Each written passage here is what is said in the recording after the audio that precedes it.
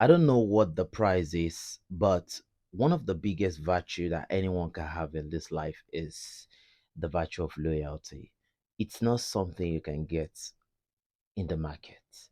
And no matter how much you are offered, the truth is nothing would ever be able to replace your loyalty to your own people. The truth is this: the day you choose to betray your friends, your family, your own kind, you've lost one more ally, because the people that are offering you the whole world to betray your own kind, they really don't trust you. That's why they think you are the best person to give the offer to.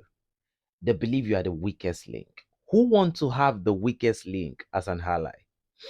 This is the story of Blaise Compaore, the guy that killed Thomas Sankara, who happened to be the best man of Thomas Sankara during his wedding, a childhood friend. Betrayed the entire Burkinabes, betrayed the generation unborn, betrayed Thomas Sankara, betrayed at all levels. But what happened? Back in time, they promised them the whole world. But time flies, generation, go and generation comes. And I think this new generation of France, no matter the promise they've made to him back then, they don't really see it as anything. Where is Blaise Compaore now? Sentenced to life imprisonment in Burkina Faso, currently in Ivory Coast. Looking old, very haggard, very finished. Now he cannot even step into Burkina Faso, where he was born, where he lived majority of his developmental and formative years. You know how deep that can be? He recently apologized to the Burkinabe citizens, but you know, the pain remains.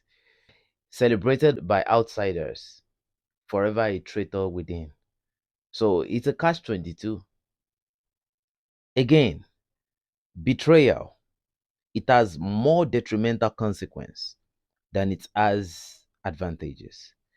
You see, this will take us to the first conversation of today, right? The 13th of June takes us back to 11th and the 12th. The European Union announced on Tuesday, 10th of June, the addition of several countries to its list of high-risk states for money laundering and terrorist financing. Do you know what that means? Let's see the countries that have been listed. Angola was one of the countries that have been listed. Cote d'Ivoire was one of the countries that has been listed. And Algeria is one of the countries that have been listed. And up until now, because I tried to fact check and know how credible this information is, yeah, they said up until now, no official response from Algerian or Cote d'Ivoire authority has been reported as of June the 11th, 2025. They said, according to the sources, this information remains reliable and credible. You know what that means to the reputation of every Algerian or every Ivorian, right? Hmm, that means a lot, right? And this is the letter. So officially now, the European Union sees both Cote d'Ivoire, Algeria as, let's say, a terrorist country, a terrorist state, a money laundering state. So it affects your reputation globally.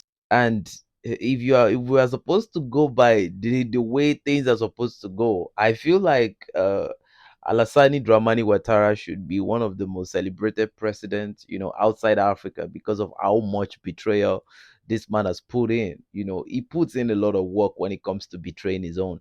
But look at it now. Like I said, the people that offer you something good to betray your people, they don't trust you because they see you as the weakest link. They see you as the rat among everyone. And for Algeria, you know. And now look at what it means. It means that both Ivory Coast and Algeria does not have a sort of faithful alliance diplomacy with anybody. Nobody can trust these two nations now. We don't trust them within Africa. They don't trust them outside Africa. They only see them now as a tool that can be manipulated or that can be used. Now they have a price. Now, the people that offer them something to betray their own people equally believes that if someone else offers something bigger, these fools can betray us. You see, so when you betray, when you trade your loyalty, it's like trading your dignity. You understand? And now you can see the image of Ivory Coast and Algeria keeps going down. And that's it. So let's go to the second news of today. Burkina Faso rejects the resolution of the international community over Iran nuclear enrichment. Let me give you this breaking news that we have now. The resolution has been passed, rejected by Russia, China, Burkina Faso. 11 countries abstained. It finds Iran to be not complying with its engagements with the international community. The first time that this is happening since 20 years. So the resolution has been adopted now, according to my sources who are inside the meeting. That has so it's over. The resolution has been passed, and it says Iran has a lot of answers to provide to the international community within a very small window. Otherwise, it will face massive repercussions, including the potential for further isolation and also a wide range of sanctions. Ladies and gentlemen, I don't know where Brian Traore is taking us to, but this is the most iconic leader I am seeing in this generation in Africa. I mean, this guy is so bold, is so confident, is so intelligent.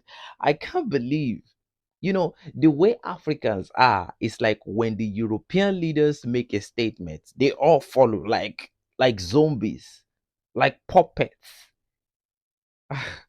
But Ibrahim Traore has once again proved beyond all reasonable doubt that he is not just one stooge that follows the tune that is being played by the neo-colonialist or whatsoever. This guy has his own mind. He knows what he is doing. Man, and Burkina Faso gradually is reaching a whole new level in the global landscape of affairs. Burkina Faso is reaching a whole new level. That is the essence of having a good leader. A good leader can transform a nation within couple years. More powers to that dude, man. So in Mali, everything seems clear as the terrorists claim to be in coordination with dissolved political parties. Those disaffected by the transition and the FLA terrorists. Now it is confirmed by the JNIM spokesperson, that is Wasim Nassar, that the terrorist sect, that's the JNIM, is in strong collaboration with the leaders of the dissolved political parties and also Algeria. Pour un partage ou une sorte de partage du pouvoir avec d'autres composantes maliennes, donc dans la mesure où un gouvernement post-junte respecte et applique la charia, mais aussi le JNIM démontre qu'il est conscient que seul il ne peut pas prendre Bamako et donc le pouvoir. Donc il cherche à faire en fait une coalition avec ceux qui sont contre les juntes qui mettent tout le monde dans la même case, donc les rebelles du Nord qualifiés de terroristes, mais aussi l'opposition muselée, les partis politiques dissous et ce pouvoir qui est complètement aujourd'hui entre les mains des militaires. Donc il y a beaucoup de mécontents. Par exemple, l'imam Diko s'est exilé en Algérie et donc le JNIM essaye de fédérer tous ces gens-là en s'appuyant sur l'accord qu'il a eu avec les FLA, mais évidemment qu'il pourrait avoir avec d'autres. Ladies and gentlemen, what do you think? Oh my goodness. That is the seed of democracy. That is what it grows. Who are the people that are conniving with these people now? The leaders of the dissolved political parties. We want to unite. So we are saying we don't want anything like political parties. Because these things bring division and discord. But it's now the same leaders of the dissolved political parties that are conniving with terrorists to kill who? To kill citizens. And I feel like this is more reason why we should begin to see politics as a threat in our society than a way to the right of expression of the people. I feel like it should be seen more like a threat to humanity, as a threat to our freedom, as a threat to our emancipation, as a bondage that the colonialists have left behind with us, leaving it in the hands of their prefecture. Politics is a crime. In Africa, politics is a crime, period. Because who are the ones that are being sacrificed at the end of the day? The civilians. So, ladies and gentlemen, let's go to the next news. The Malian forces yesterday recovered a rainbow transport bus which had been hijacked by criminals on the Kobe Asango Road. And here is the picture of the bus. I think that is a very, very great job and a very fantastic work by the Malian armed forces. And more powers to these guys. Um, Jafar Diko, the terrorist leader of the JNIM, was struck down by the Malian armed forces. His younger brother, Osmani Diko, who was very controversial, succeeded him. Also, he has been arrested in Burkina Faso. Ladies and gentlemen, what do you think about this? What do you think about this? Is this not enough progress? Man. So, the criminal Afaye AG Boaki, influential member of the Katiba member affiliated with JNIM, was neutralized by DEPAFA on Thursday, June the 12th at Lere. So this is a terrorist leader that has just been killed again. One of the successful raid by the Malian farmers. So ladies and gentlemen, there is a lot of positives on the anti-terrorism campaign going on in Mali. This is more reason for us to believe in this anti-terrorism campaign that is going to yield a very, very successful outcome.